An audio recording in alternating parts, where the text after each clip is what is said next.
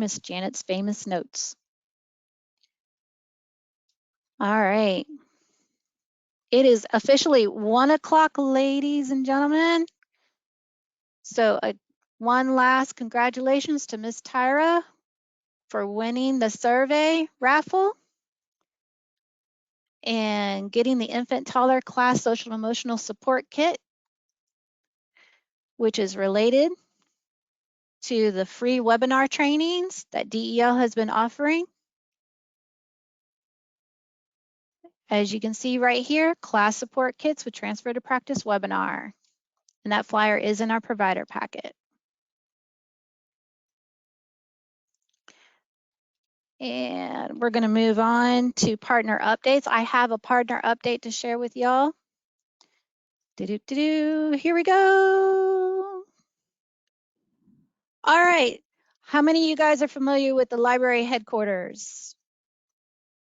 At the library headquarters, January 30th, there will be a showing of this wonderful documentary. Can everybody see No Small Matter on the screen? No Small Matter is a documentary that talks about the importance and the challenges in early childhood education. Anybody you can think of who would be who would benefit from watching this documentary. It's only 45 minutes. It's going to be held January 30th at the library headquarters, and they're going to have 3 showings: noon, 4 p.m., and 6 p.m. Again, that's noon, 4, and 6 p.m. They're going to be showing this documentary. It's only going to be about 45 minutes. It talks about the science that supports it. It talks about the benefits of early childhood education, and it also talks about the challenges that child care providers have and teachers have in early childhood education. And one of the teachers that are featured is Rachel Gianni. And Rachel Gianni will also be our keynote speaker at our conference on April 6th. That is the CF Early Childhood Conference. I hope to see you guys there. And please, please, please spread the word. All right.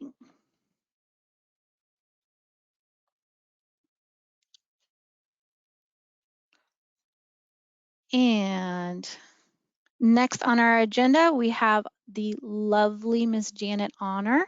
I'm going to go ahead and bring up her notes. Oh, I have one more congratulations. How could I forget? Oh my goodness. We have a new quality assessor manager, right, Janet? And her name is Miss Melissa Masonette. Melissa, can you say hi? You're muted, Melissa. Let me see. Maybe I have you muted.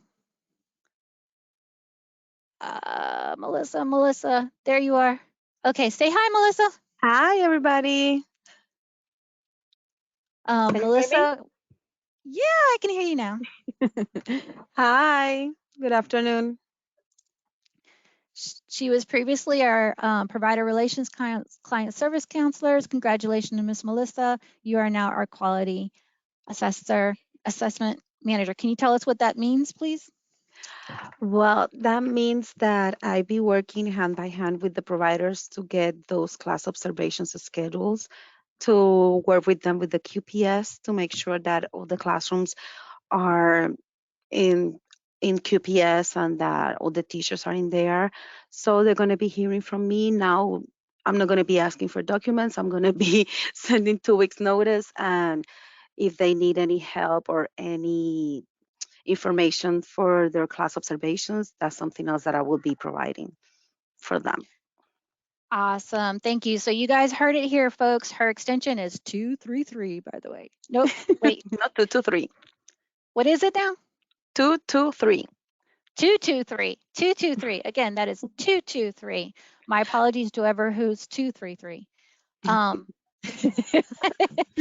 But this is recorded, so we're good. So now you guys know, don't call Janet about class observations. Call Melissa.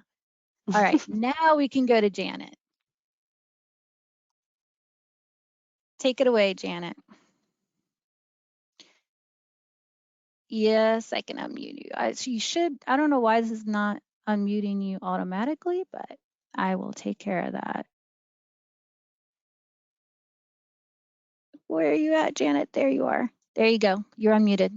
Okay. All right. Thank you, Lily. You're welcome. Um, Hello, everyone. So we're going to discuss a lot about VPK and Renaissance today. There's been some updates with Renaissance. The Renaissance user admin, teacher, and student initials will appear at the top of the screen instead of their full name once they are logged into the Renaissance site. If Renaissance users hover over the initials, the Renaissance user full name will appear.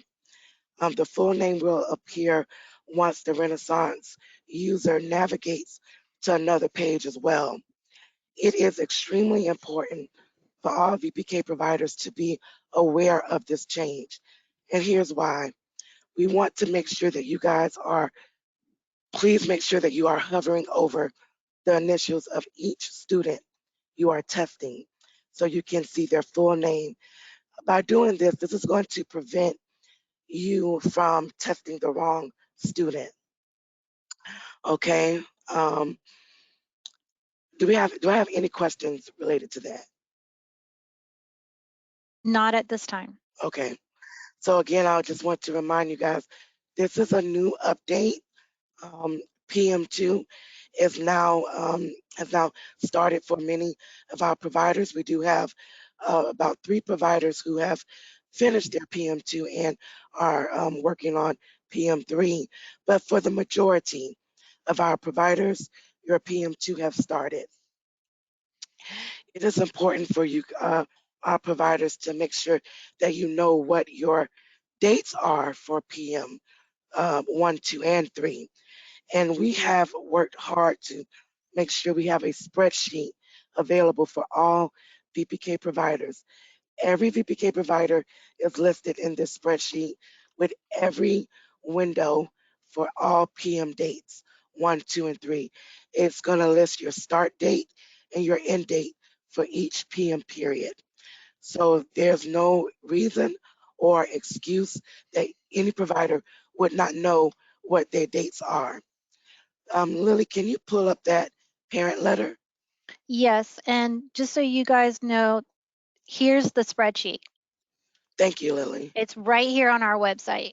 So you Yes. go to providers, provider resources, and it's right there. Yep. And I'm juggling my fingers. Here we go. Yeah. Thank you for your patience.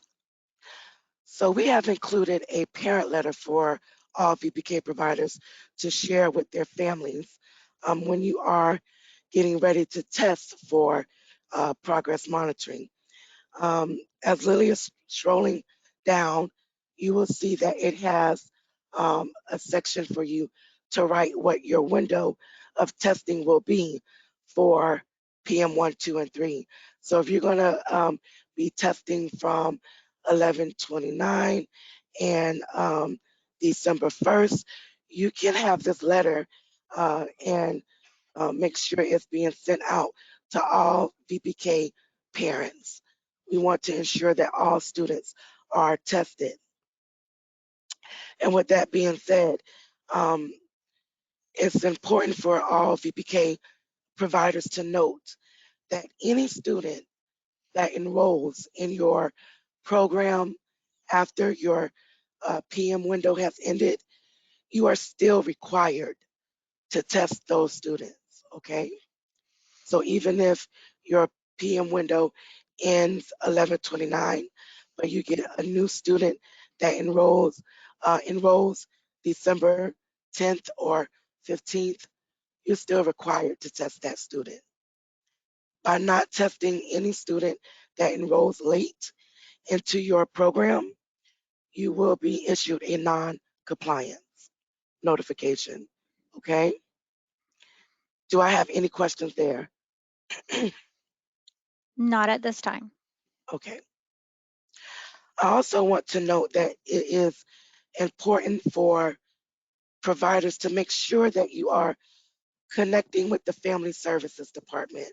If you have any students enrolled in your program that has never really started, so they're on your roster, but they never started in your VPK program, you need to notify the Family Service Department, contact the VPK manager, and let them know I need to have this student removed from my roster. Because as that student is listed on your roster on the EFS Mod provider portal, they're going to be listed on your roster in the Renaissance portal as well. Okay, so when we're doing our monitorings and checking to make sure that you are in compliance, it's going to show that that student hasn't been tested.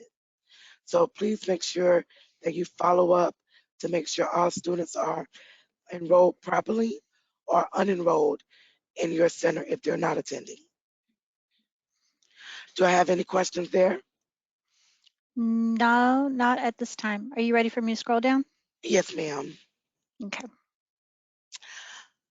Okay, we're going to move on to the VPK app and adjusting your calendar. VPK providers, please, please, please notify the Provider Relations Department when making adjustments to your VPK calendar. It's important for you providers to note that when the compliance department comes out to perform a monitoring, if the classroom is closed during an instructional day that's listed on your VPK calendar, you are not able to change that to a non-instructional day or instructional day during that VPK monitoring. Also, you will not be able to make that day up. So that day now becomes a non-reimbursable day for you as well. So if you know that there's something going on where you have to close that classroom for an emergency closure, there are changes in your schedule that you have to close that classroom down, and you're going to adjust your calendar prior to you having your VPK monitoring being conducted, or even a class assessment being conducted. Notify the provider relations team. Okay? Are there any questions related to that? Not at this time. Okay. All righty. Should I scroll down? Yes, no, stay right there. You're at the Okay. perfect spot. Okay. So now we're going to move on to VPK class updates. Um, so your VPK observations, they are still going on. The quality assessment team will be reaching out to you to provide you with a 2-week window. The new change for VPK providers are now you are able to choose 3 days that you are not available for an observation. Okay, so in that email they send you, they're going to ask you to select 3 days you're not available for observation. These days can, excuse me, these days can include your Renaissance testing, any teacher plannings, teacher work day that you may have as well. Okay. Also, if a provider experiences a temporary closure on the day of the scheduled observation, the provider must request to reschedule the program assessment within 2 weeks of the original program assessment date. So if you know that your site has to be closed for like a COVID closure, or oh, maybe there's a death in the teacher's family, or a teacher work day, please notify the quality assessment team and let them know you need to have your 2-week window rescheduled. Also, if the lead VPK instructor, aide, sub or VPK director have an extreme circumstance which causes all staff to be absent from the classroom on the day of the scheduled observation, the quality assessment team, they will reschedule the class assessment within 2 weeks of the original program assessment date. Okay, it's important for all VPK providers to note that anybody listed on your VPK app, meaning your lead teacher, your director, your aides, and your subs, will be observed during a class observation, okay? So that's even if your lead teacher is not there. Do I have any questions related to that? You do have a question. The question is your classroom considered shut down if you're having a parent engagement activity with that class? No, it is not. All VPK hours are required to be instructional. And I'm glad that you asked that question. So if the observer comes out, or if the compliance department comes out to do a VPK monitoring, you are to be conducting instructional learning time with those students, even if you're having a parent engagement. If the observer or the compliance counselor sees and observes that you are not having instructional time, they're going to notify the compliance director, Ms. Michaela Powell, and they're going to notify me, the provider relations manager. We're going to get in contact with you to work with you, provide you with some TA, and inform you that you are not able to make that day up. That now becomes a non-instructional day. Okay? Any other questions related to that? Not at this time. Okay. So I do want providers to note that when you go outside during VPK instructional time, the observer is going to observe you during your outside instructional time. Please make sure your outside instructional time is instructional, that you are having a planned instructional activity with these students. Okay? So the observer is going to conduct how you are interacting with the students and how your lesson is going with the students. And if you fall short during outside time because the children are just playing and you're just sitting back watching the kids play, then we're going to observe what you're doing. And it is on the teacher and the director. It's your responsibility to make sure you are providing instructional time, okay? Um, moving on to the school board. Um, for our VPK providers who are school contracted with us through the school board, if the VPK class goes to specials, meaning art, PE, or music, and the VPK instructor is going and assisting in those specials, the observer must continue with that observation. Please make sure that your teacher, whether it's the lead teacher, the sub, the aide, or the director, please make sure that they are interacting with the students and helping those teachers during specials, because all VPK instructional time should be instructional. Okay. Are there any questions related to that? Not at this time. Okay. So if you have any issues that would cause for us to have to reschedule your class assessment, please reach out to Ms. Melissa Masonette. She is your quality assessment manager, and she will work with you on rescheduling that class assessment. Okay, so that's my end of it for VPK. Now I'm going to jump into school readiness. This was going to be a little quicker because it's not as much. So related to school readiness, the holidays are continuing. So with that being said, if you want to make any changes to your holiday calendar. Those are your 10 scheduled holidays. Please reach out to the Provider Relations Department for any changes that you may need.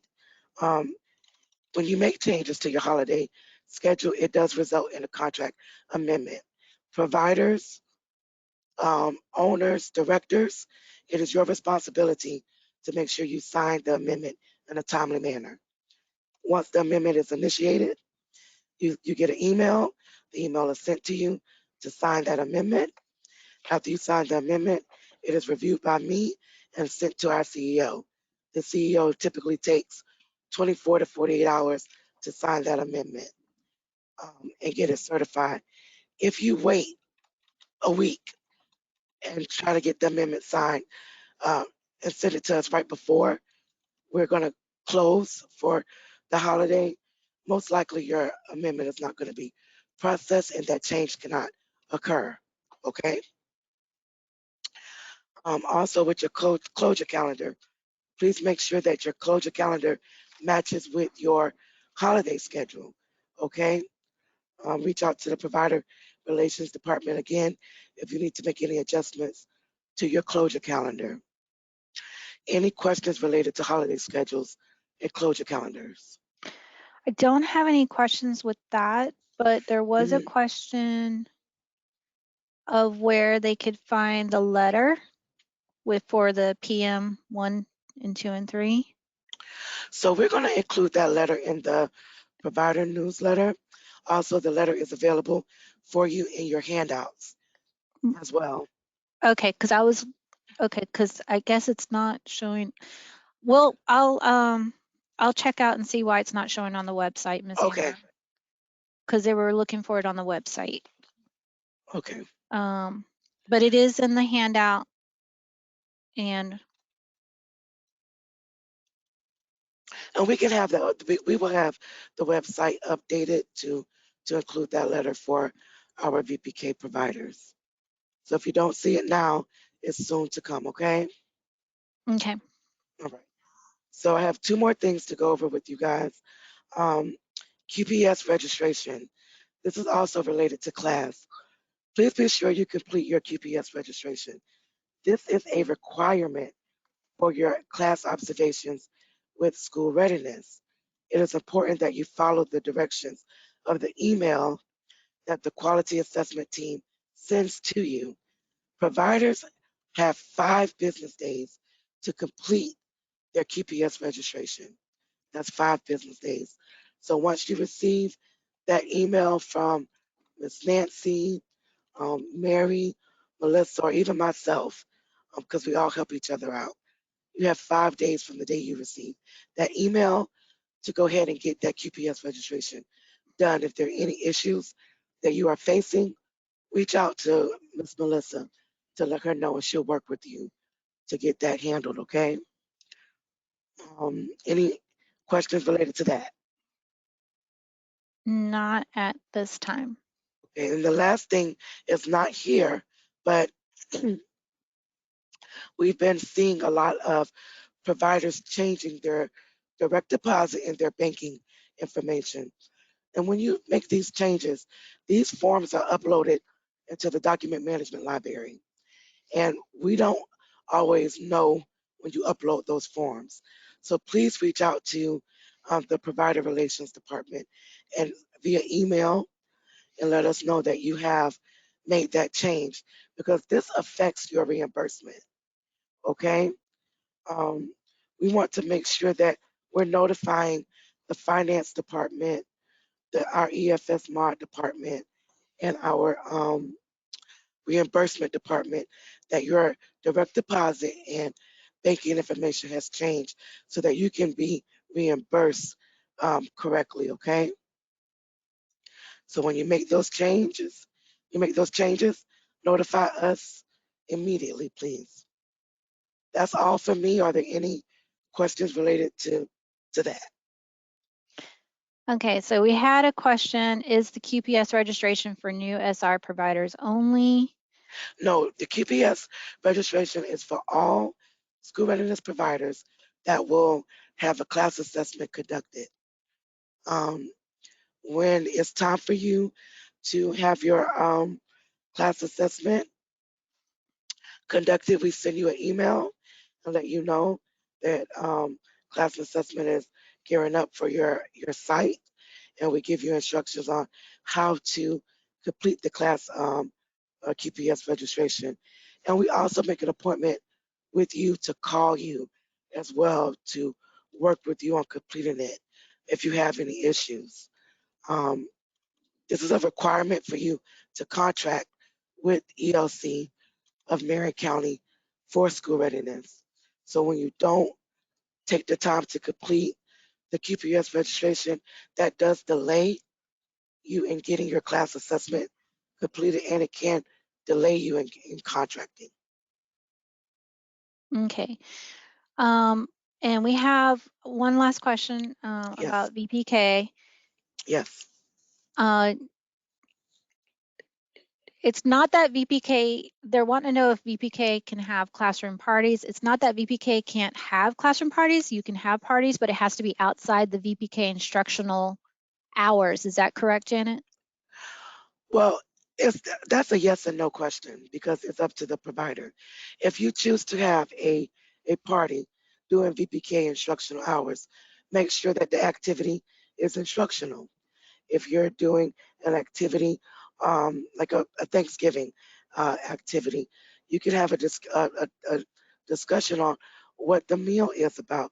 Make sure that it's a nutritional instructional activity, and you could tie things back into the real world experience that these children have when they're going shopping with their parents for Thanksgiving, cooking dinner at Thanksgiving, or if you have a holiday festive, party, tie it into something instructional that the children are learning as they are having that fun time with their parents and other students. If you find that you cannot have that activity to be instructional. If your program ends at 11:30, then 11:31 kick off your kick off your party. Okay? So that way you are in compliance. Any questions there? I think that's it. Alrighty. All right. And Sarah, if you have any further questions, I'll be sure to. Janet, you can probably touch base with Sarah if she has more questions about that, right? Yes, I can. Can you tell me what site Ms. Yeah, I'll Sarah tell said? you what site.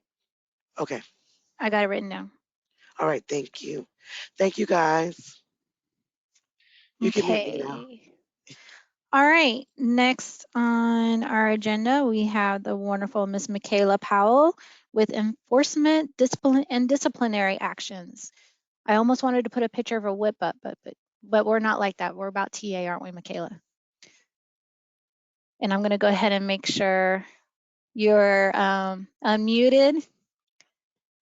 Let me find you. There you are, Michaela. Go ahead. Okay. Good afternoon, everyone. I am going to go over the enforcement and disciplinary actions. Basically, with DCF coming to complete your um, inspections, all the non-compliance issues will be referred to the Early Learning Coalition for enforcement in accordance with provisions of the school readiness contract. So DCF will complete the inspection. They will forward the inspection to the coalition, and then any violations issued by DCF, the coalition takes the enforcement. Okay, so class 1 violations are more serious in nature. They pose a threat, imminent threat to a child, or could result in death or serious harm to the health, safety, or well-being of a child. The class 2 violations are less serious in nature than a class 1, but still could be anticipated to impose an imminent threat to the health and safety, well-being of a child. And then the class 3 are less serious in nature than the class 1 or class 2. Okay, so with the disciplinary actions for class 1, these are some changes that are with the health and safety guidelines. So with the class 1, your first and second violation, your contract must be placed on probation not to exceed 6 months. For any subsequent and accumulated violations of the same Class 1 standard or failure to comply with the terms of the probation, the Early Learning Coalition must consider terminating the provider's contract. If the provider is cited with a Class 1 violation, the coalition may refuse to contract with the provider or revoke the provider's eligibility for a period of 5 years. Okay, so with class 2 violations, your first violation, we will give you technical assistance. We would reach out to our quality department and they would reach out to you and give some TA on different things to kind of assist you to avoid these class 2 violations. On your second violation of the same class 2 standard, and this is the same if they come on a regular inspection, a routine inspection, and you receive a class 2 violation, and then you have either a reinspection or your renewal inspection, and you receive a second violation of the same class 2 standard, and then you would receive a correction action notice. Okay. The third violation of the same class 2 standard or failing to comply with the corrective action notice, then you will be placed on probation not to exceed 6 months. Any subsequent and accumulated violations of the same class 2 standard, the coalition must consider termination of the school readiness contract. Okay, if you, for class 2 violations, if the school readiness provider receives a combination of 4 or more different class 2 violations within the same contract year, the Early Learning Coalition may place the provider on a corrective action plan if the coalition concludes the corrective action will resolve the failure to comply. So basically, if you receive an inspection, a routine, a abbreviated, or a renewal inspection, and you receive multiple class 2 violations, but under different standards, not the same standard, then we would, if this within the same contract year, then we would place your contract, we'll do a corrective action plan if you fail to comply to complete the corrective action from your previous violations that you received. If a school readiness provider receives a combination of 5 or more different class 2 violations within the same contract year, then the Early Learning Coalition may place the provider on probation.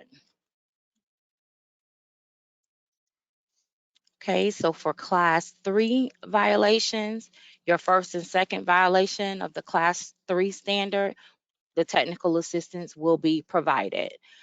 We would, again, the quality department would reach out to you and set some things up to try to assist you with not repeating these violations.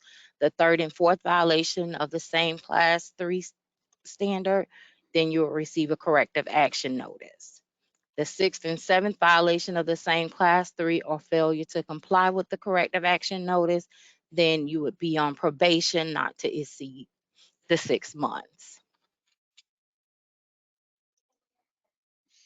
Okay. There is a question. Okay, Is this for all centers, correct? correct. Anyone that has the contract, the school readiness contract with the Early Learning Coalition and receives those inspections through DCF. Okay, and I just want to reiterate because we got a couple of questions about this. The enforcement disciplinary actions are included in the health and safety documentation handouts. Also, they will be part of the provider newsletter that is sent out through Constant Contact. So hopefully you guys are all signed up for communications because it will be there. And it was also sent out in the October provider newsletter as well.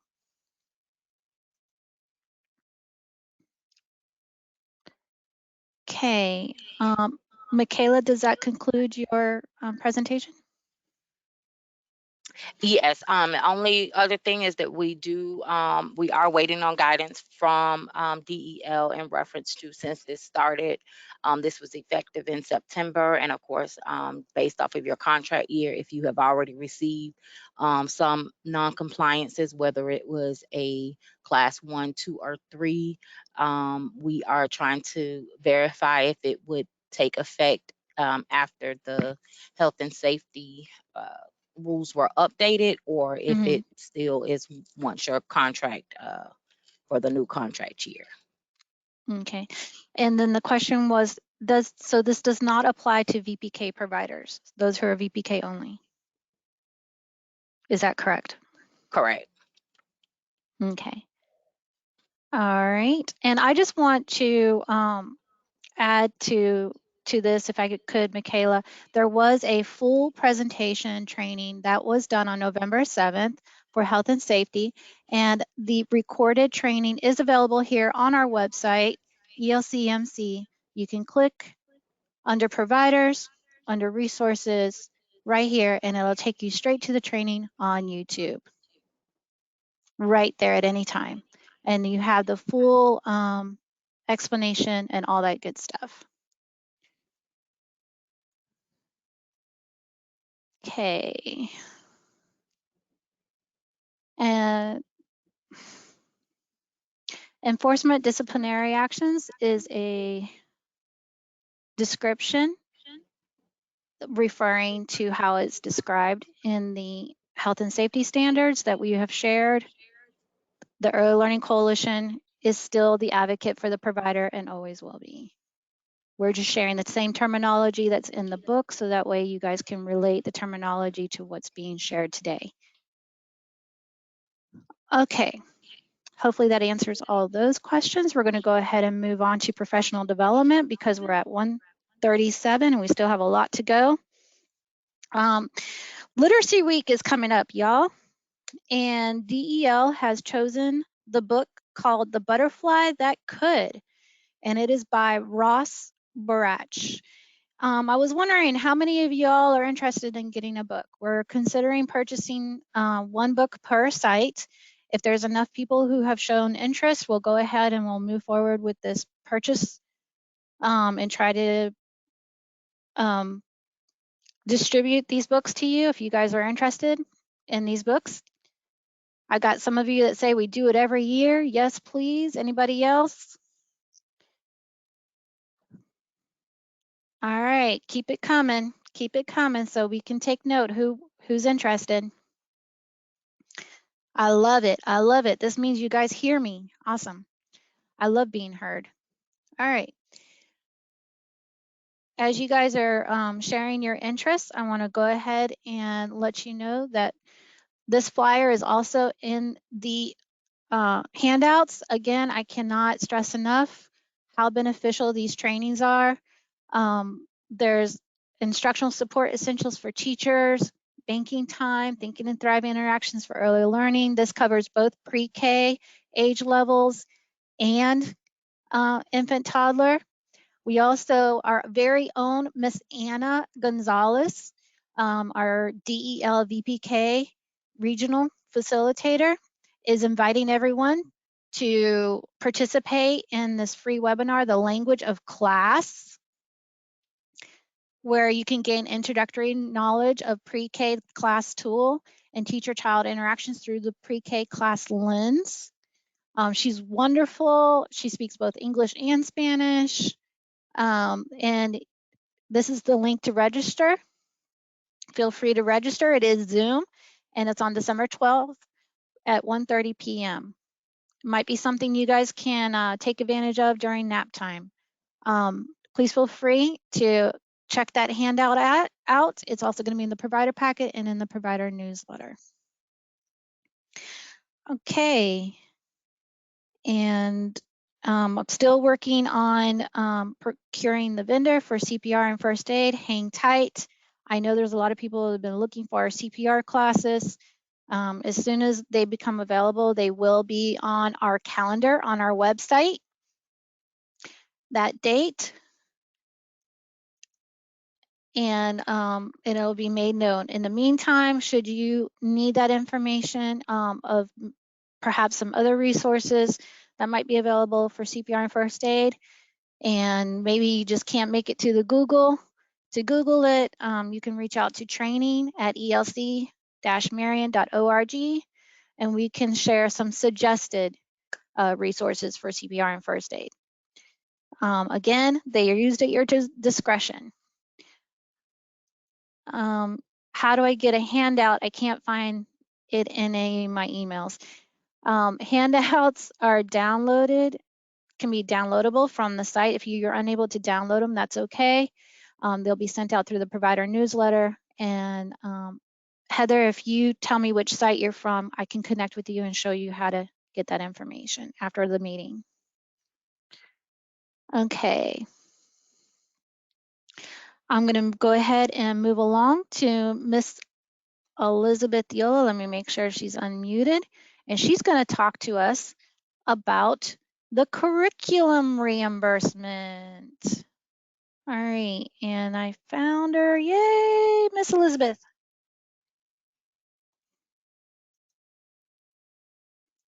Oh, Miss Elizabeth, can you hear me? I hear you now. Okay, awesome. I heard a weird clicky noise. Hi, everybody. Hope you didn't hear the weird clicky noise too, but happy cold Wednesday. First time in a long time we've had some cooler weather here. Hope you all are doing really great and that everybody had a wonderful little break, little holiday.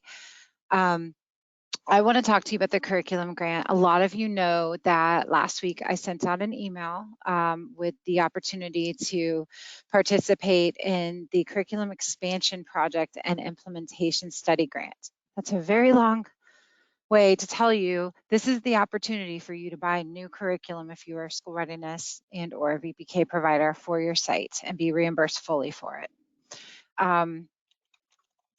The questions that I had previously, I'm going to try to cover some of the things that people have been asking, but basically the rundown of this grant is that it is an application through WebAuthor. That's the same way you applied for the World Class Workforce Grant back over the summer. So the requirements to participate in this is that you have to be contracted with the coalition with Marion County for either school readiness or VPK or both. And you will be reimbursed for one set of curriculum per classroom. If you're school readiness, your classrooms have to be registered on the QPS site. Okay, that's the quality performance system. That's the site that you use to update your staff every month, hopefully. You're updating your staff rosters so that we have an accurate list for our class observations that we do. If you are a VPK provider, you can order one per active VPK classroom. The definition of active is that the classroom is on your VPK application and it has enrollments, which means you are currently running that classroom. One of the questions that we got is, if I'm a VPK only site, can I purchase a curriculum for my infant room? The answer is no, not at this time. So we are supporting the classrooms that are contracted with the coalition. So all of your classrooms for those school readiness, just to restate that, sorry, haven't had enough caffeine today, guys.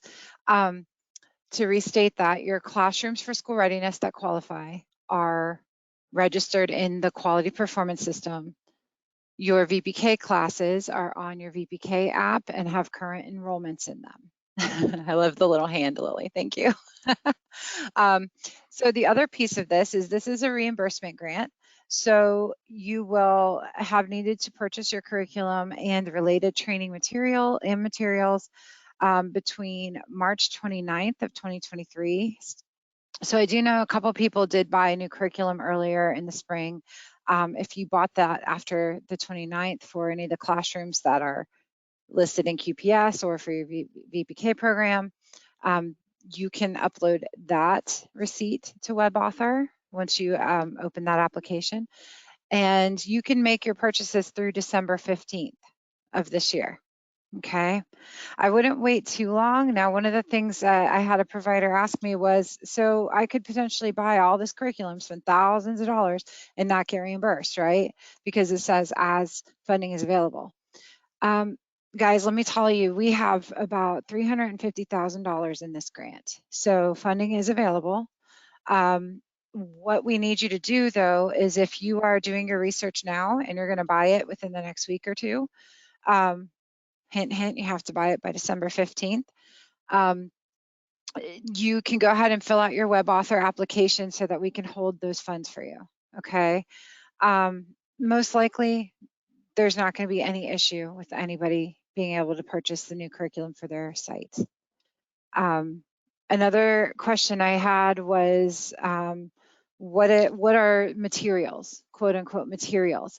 So the materials are like, for example, this is just an example. If you are using the approved Beyond Centers and Circle Time curricula and you are buying the material kit that directly correlates with that curricula, it's labeled like Beyond Centers and Circle Time Classroom Support Kit or something of that nature, that is the type of material you can buy. So the email I sent out last week, which I have not had a chance to get it sent through our constant contact yet, but I will ask for that to happen this week. So that we make sure nobody missed it. I'm sorry if your boss got it and you didn't get it and you were upset about that. I'm trying. It's not as easy as it used to be. We love technology, you know that. But sometimes technology doesn't love us back, and it's not as easy as it used to be for us to get an updated email list off of our server, off of the DEL website. So I apologize if you didn't get the email. It went to all those that are listed under your contract, contact people. So let me pause, see if there's any questions. Let me see here. It says, can we purchase whoa. Sorry, it jumped on me. It jumped. Okay. You want to put it in Teams? You can too.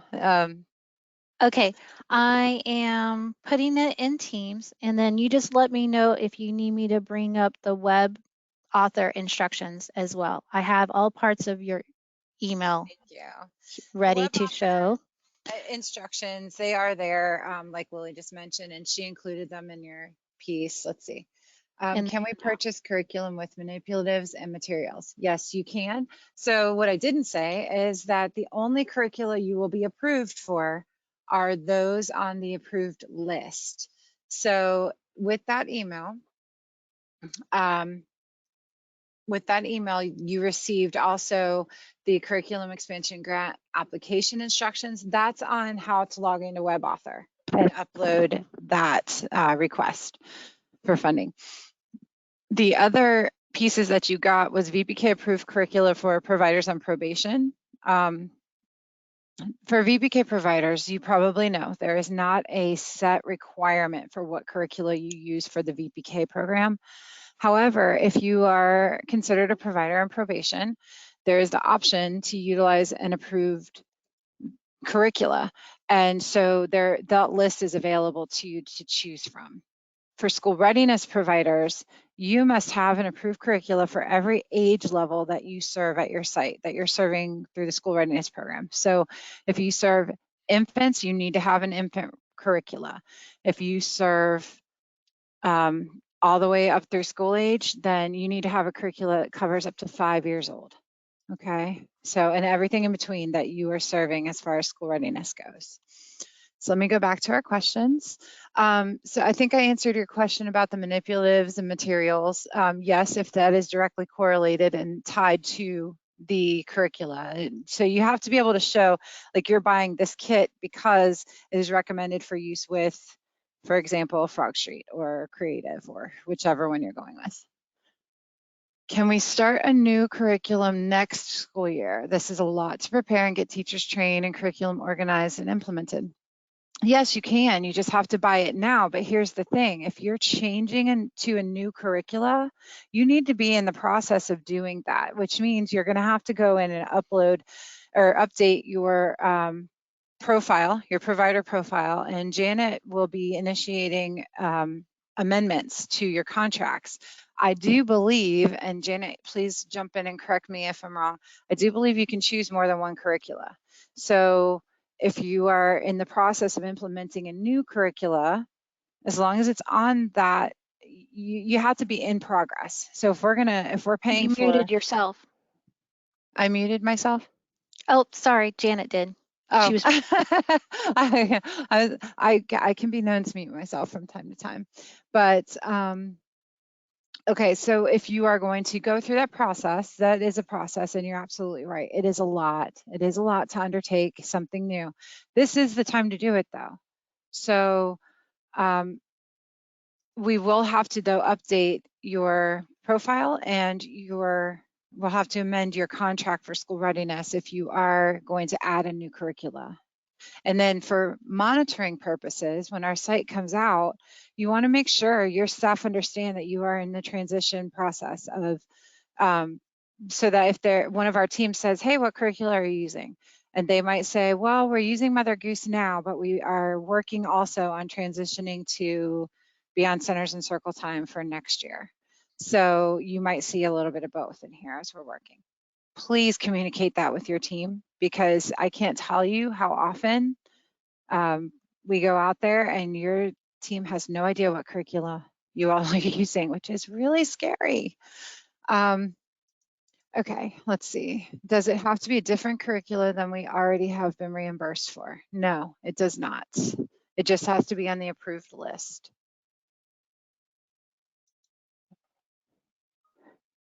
okay. For Mother Goose Time, can we purchase Toy Box Play System? Learning, provide a post from experience. So, Lavitris, I see that's from you, and I appreciate that question. I would say, as long as Mother Goose, and I see a website that says mothergoose.com. So if they are promoting that particular kit, that system to go along with their curricula, yes, you can. We just have to be able to tie it back to what curricula you're using. So it can't be just like a mishmash of new manipulatives because you just really want them. It has to be tied back to support the enrichment of the curriculum that you are using in your classroom. All right, let me keep going. So for VPK, we can purchase and update our VPK even if it's not on the SR list, correct? Correct, however, it has to be on the VPK list then.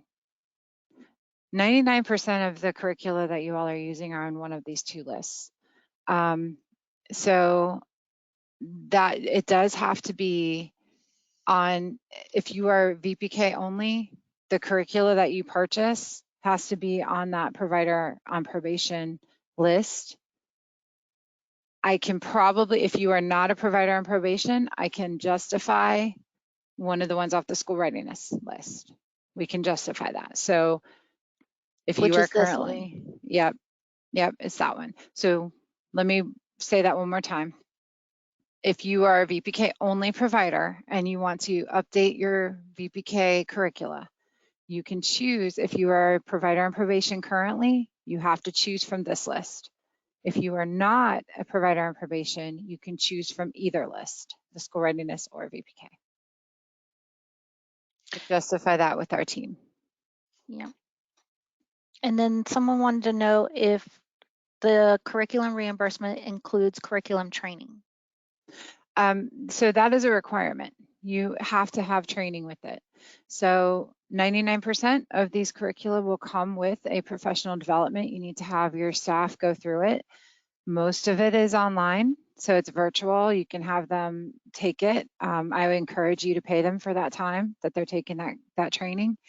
And if you have to purchase it, if you have to purchase the training, then you can include that for reimbursement. So and if you wanted to get an extended version of the training and not just what comes with your purchase, you are welcome to do that and you will be reimbursed for that. So the next question I have is there a cap on how much will be reimbursed? There at this time, it is until funding runs out. So I can tell you we had a request for reimbursement for one provider that was about $19,000. That's okay. This is your opportunity, guys. This is it. How often can we change curricula for VPK to get reimbursed? I don't understand. I would not encourage changing curricula because it's really hard on your staff. It's really hard on the kids. And so if you're going to update it for this year, let's say, you can do it one time. So we will reimburse you for one set of curricula, one set of manipulatives, and the training that goes with it for each classroom that's active. And let me just share, because Janet wants me to make sure I share this. If there is a change in curriculum, this will require an amendment. That is a Yes. contractual change in your provider profile. So if you do change your curriculum, whether you're VPK or SR, please notify provider relations so that a So you're contract going to have to can be put in update it. place. Yep. Yeah, you're going to have to update your profile anyway. Mhm. So now if you are just purchasing more, because what we understand and what we know is that curricula is super expensive. You all are shaking your heads at that. Yep, it is. And oftentimes what has happened in the past is a provider can only afford, or even the coalition, when we were supporting reimbursing you, we had a cap on how much because we had a cap on the funding. So you couldn't purchase one for each classroom. So you had 3-year-old teachers, let's say, sharing one curricula teacher guide amongst 3 classrooms. And that's not ideal for quality care. So this is your opportunity to fill in those gaps, to update your curricula, to really get something quality in your site, and take advantage of this opportunity. So another question, is there a cap and cost per site? Not at this time. I'm going to encourage you go in, and even if you're in the process of researching if you want to participate in this or not, if you think you're going to buy a new curricula that you want to be reimbursed for, go into WebAuthor, fill out the application. You'll see it's near the World Class Workforce. The instructions are right here. Now, I did talk to a provider who said they're a little bit different than what we have up here. Please understand, our team member, Lizzie, who a lot of you worked with World Class Workforce, she wrote these step by step based on what she can see in WebAuthor. So your view may be a little bit different because remember, you view your sites. We view, we can see everybody. So it's a little bit different for us. So we tried our best to put it together so that you would be able to go in and fill out that application. So no cap per se. It's until funding runs out. We have over $350,000 in this grant line item. So I feel like this is the time, guys. I'm sorry, I only got a part of what you were saying about buying a curriculum for all ages in your center. For instance, if we have ages 1 through 5, we would need toddler and pre-K as well, correct? Yes, for our school readiness providers. For school readiness providers, you need a curricula that covers every age group that you are licensed to serve up to school agers. So school age programs do not need a certified approved curricula. So for school readiness programs, you need, if you have infants, you need an infant. For toddlers, you need toddler curricula, and preschool, you need a preschool appropriate curricula. They have to be on the approved list.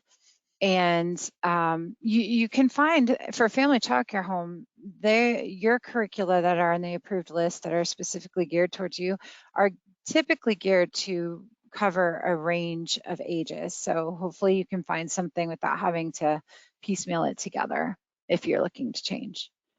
If you're VPK only, if you are not contracted with us for school readiness, then we will only cover a curricula for your VPK classrooms that are active and have an application on file in the EFS mod system. All right. I bought a curriculum with the last grant. Can I just purchase materials to go with that curriculum at this time? I would need to know, well, again, materials would have to go back to would have to tie directly back to the curricula. So I would encourage you to look at the list and make sure the curricula you purchased hasn't been updated before you choose to only do that. And that, let me look at that, okay? I know who that was, so I can write their names down. You can call them back. Okay, yeah, we can talk about that further, but first I encourage, if you even need just another teacher guide, that would be, I would encourage that. I don't know when this opportunity is going to come back. And I've said that about a lot of these grants, but this is ARPA money, again. So once it's gone, it's going to be gone. All right, let me keep going. We're at 2 o'clock. I hope you guys will hang with us for just another, I'm going to say probably 8 to 10 minutes. I want to make sure you get your questions answered. Feel free to hang up if you need to. These are recorded. This is going to go on YouTube, and you can fast forward to the very end. But let me keep answering questions. What is the approximate reimbursement time frame for this grant? Okay, so loaded question. For this grant, honestly, I really feel like it's going to be pretty quick because our turnaround time is super quick. You have a deadline of submitting it by December 15th. That is your purchase. So we have to have your receipts uploaded. You have to have the purchase completed. It may not be delivered to you by then, but the purchase has to be completed by that deadline. So it is always our goal to get you paid as fast as possible. You all have gone through this journey with us, and I know it's been frustrating for some of you. For others, you guys have gotten paid right when we said you were going to. We always want to try to give you a time frame. However, sometimes we are just hit with things that are out of our control. For instance, if the bank will only let us release a certain amount of money at certain times. So what I'm going to say with this is it will be first come, first serve on WebAuthor. So the applications that came in last week the first day I sent it out, I think it was in the afternoon, Tuesday afternoon at like 5 something. And I think we had 6 people already apply by 10 o'clock that night. So what I'm going to say is we will pay you as quickly as we possibly can. I would imagine, Marcy's going to kill me if I give a time frame, but I would imagine within 30 days of December 15th. So that is the best I can give you as far as a time frame goes, and that's really just anticipated. Let me keep moving. And remember, this is a reimbursement grant, so you're going to want to initially invest some of those funds that we've already given you as far as grant money and things like that to purchase this, and then you get reimbursed based on the cost on your receipt. Okay, I use Funny Doffer, but if it does not come with the recommended books, if I purchase the books, is it refundable? I will be honest with you, I'm not real familiar with the Funny Doffer. I believe it's a subscription base, and if you wanted to be reimbursed for your subscription, you can submit your receipts from March. I can't remember, March 23rd, I think it was, or whatever it was in March. Let me go back up and give that date. I don't like to be vague. Was it in March the 29th. in your email? Yeah, I got it. March 29th. So if you have a subscription, you can submit March 29th all the way through June 30th, or if you pay for the whole year, submit that. If you pay for, if you've paid for 3 years ahead of time, submit that. Especially if you know that that's what you're going to be using. Let's see. Can you share the link for WebAuthor that takes us to the link to the application? So there's not a specific link to the application. Once you have to log into WebAuthor. So with your WebAuthor account, you log into there, and the option to request the funding is across the top. So you'll have all the different grants that are there. You're very welcome. I'm happy to answer these questions. But for WebAuthor, once you log in and you see the different options for grant funding there for you, you're going to want to click on the one that says, I believe it says curriculum expansion, something to that effect. So once you click that, you're going to go through the application. Most of you have already done this for World Class Workforce back when we were doing that one. If you need help though, just shoot an email over to arpa@elc-marion.org. Lizzie Bench is fielding all of those emails. When she doesn't know an answer, she's coming to me to ask. So we had a provider that asked about, Ready Rosie. Unfortunately, that is not on the approved list, so we can't approve it. And the provider came back and said, well, who told you that? I did. It's on me. So if you're worried or concerned, you can always reach out to me directly. Just please know I do have 1,200 emails in my inbox and I'm trying to get through them all. But Lizzie is very knowledgeable and she comes and asks, finds the person that can answer her question, whether it be me or somebody else here, if you have a question and you're not getting us directly. So you can have faith in the answers that are provided. Right, I think, Lily, you see anything else? We do have one more comment and concern, but we're going to get back with you, Pastor John Delcamp, to answer all those questions one-on-one. Thank you so much for your time, everyone. I do have a comment here. Looking at ARPA site, when looking at date of anticipated purchase, date cannot be after November 17, 2023. You should be able to enter a different date for that. There was initially there is, and there still is, initially a survey tied, and the supposed end date for that was November 17th, I believe. But that's actually been pushed forward. The survey piece.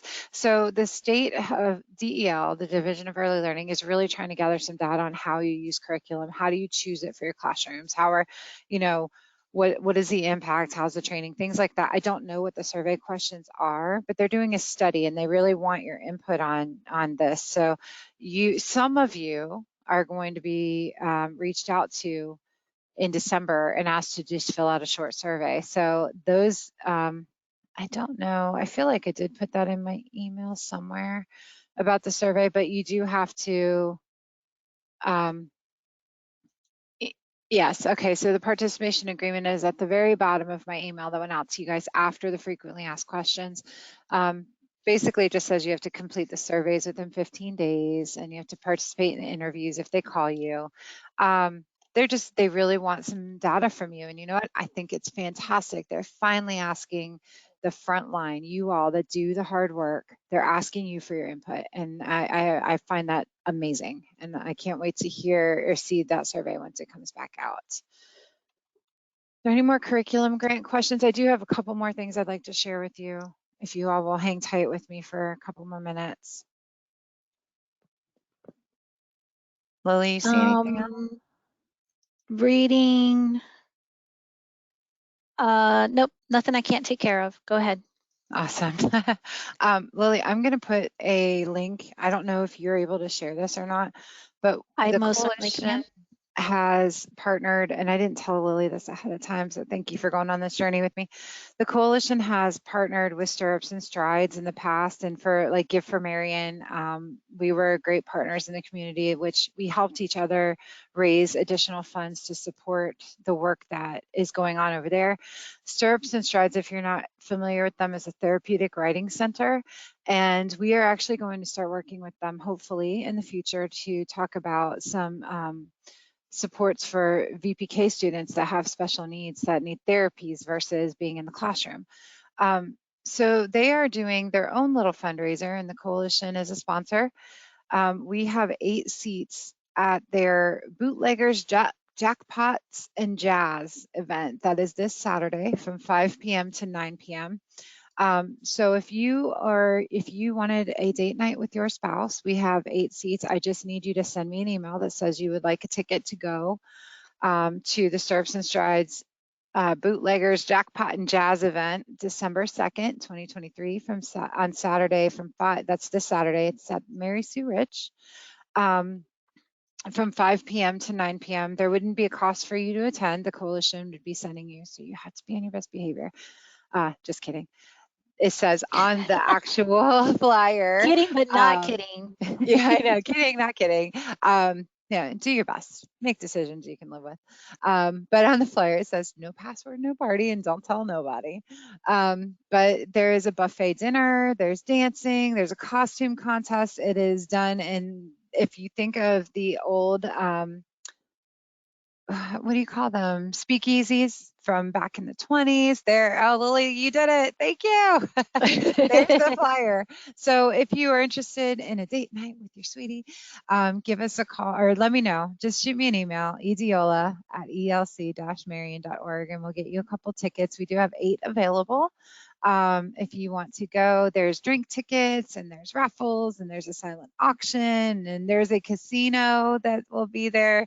It should be a super fun time, just in your flapper gear, as you can see. So if you're interested in that, just let me know. One more thing, 2 more things, actually, 3 more things, 4 more things. I don't know. There's a lot.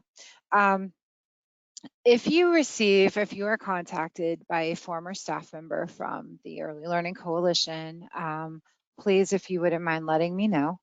But also know that our staff that are working with our quality team and those that are contracted by us to come out and do legitimate work on behalf of the coalition, and our legitimate work is supporting you. It's either supporting you or doing the monitoring to uphold our contractual obligations. So if you have received a contact from a former staff member, it is at your own discretion to work with that person.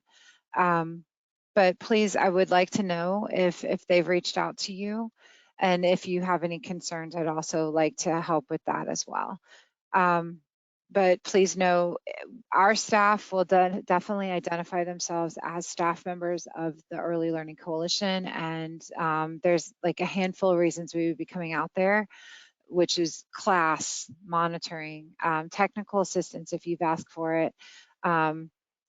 In the future, we're going to be reaching out to see if we can do some tours for our entire team to come out and see what you do on a daily basis. That's more to come on that. That's not until January.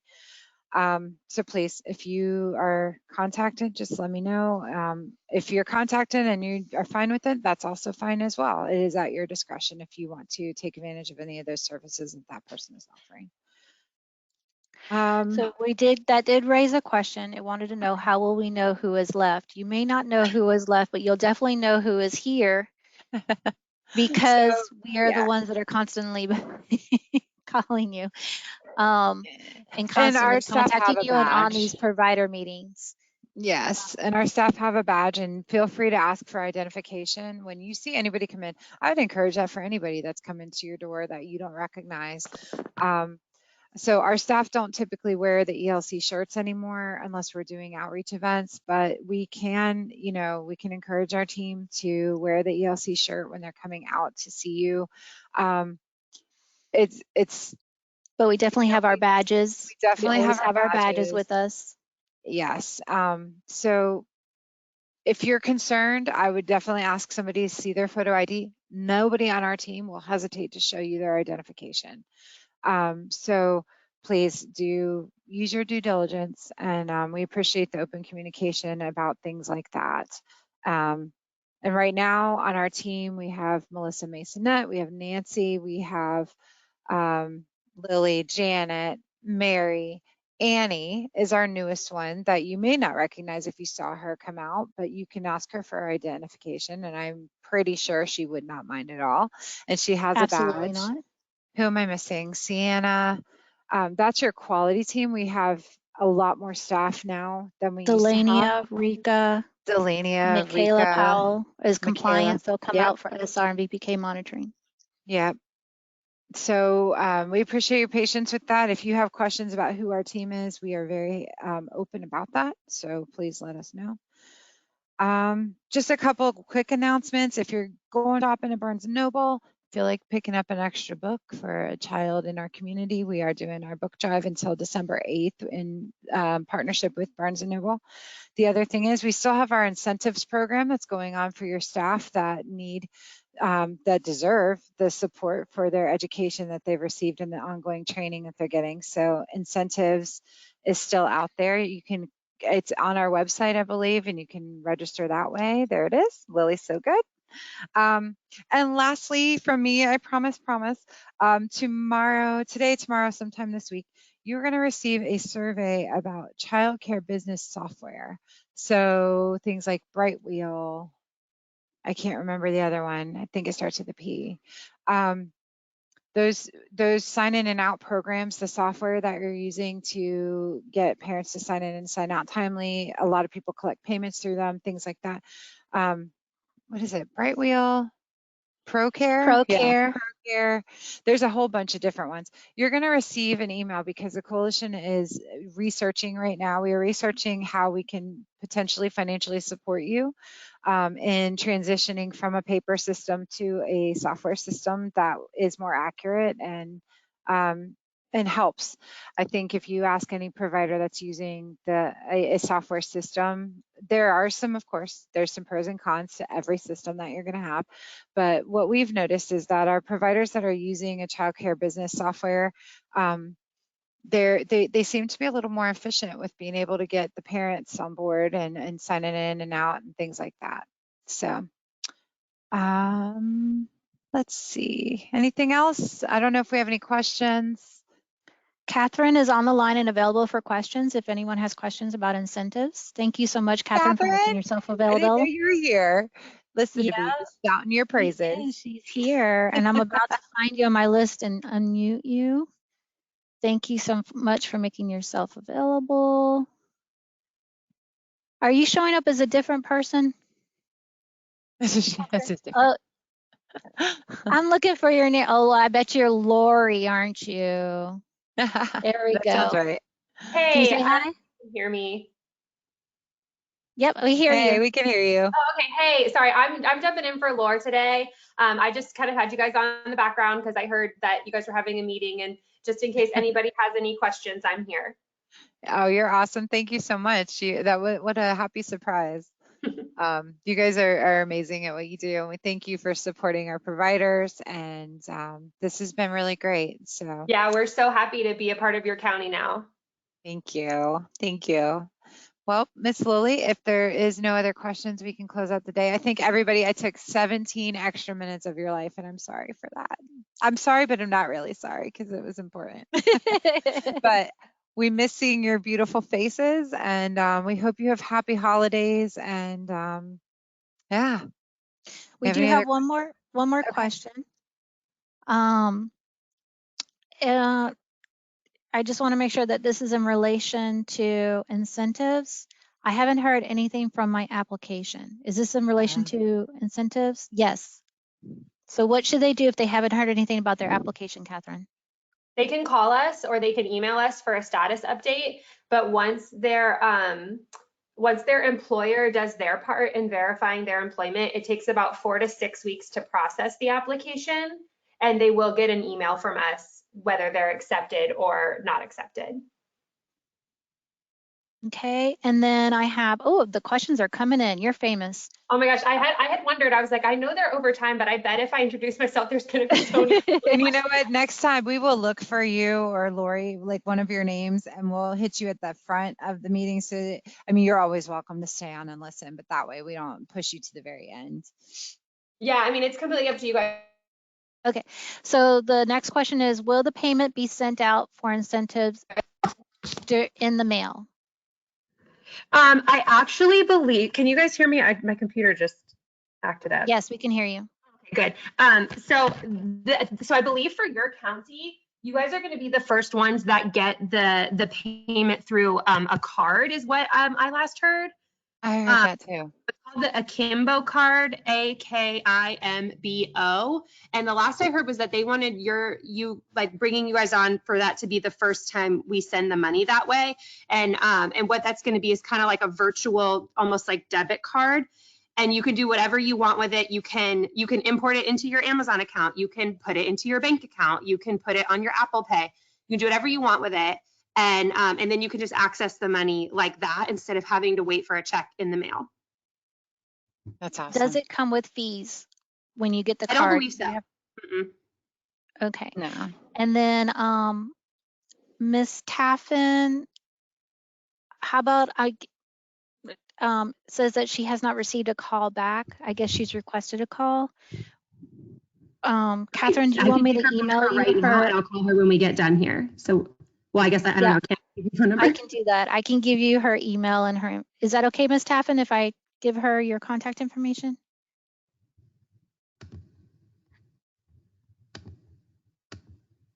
And the name of the card is AKIMBO, Akimbo, right? Yes. Okay. All right. My screen just keeps on jumping. All right.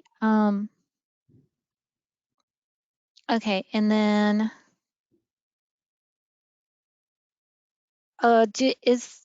is there anything else we need to be logged on for? Or no, you're fine, Miss Cora, go ahead.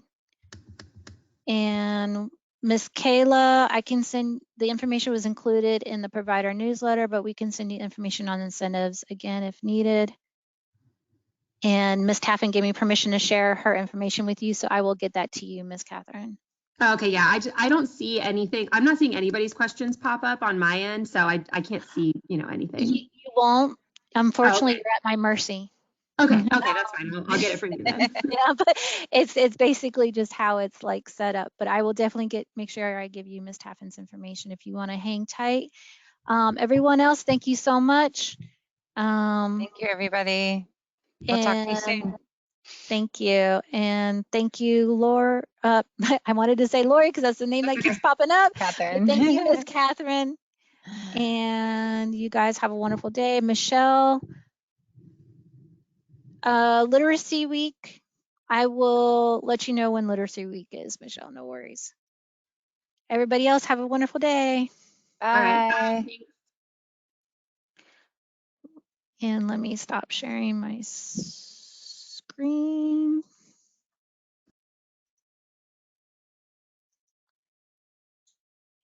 And yes, Kayla, I will make sure you get a copy too, or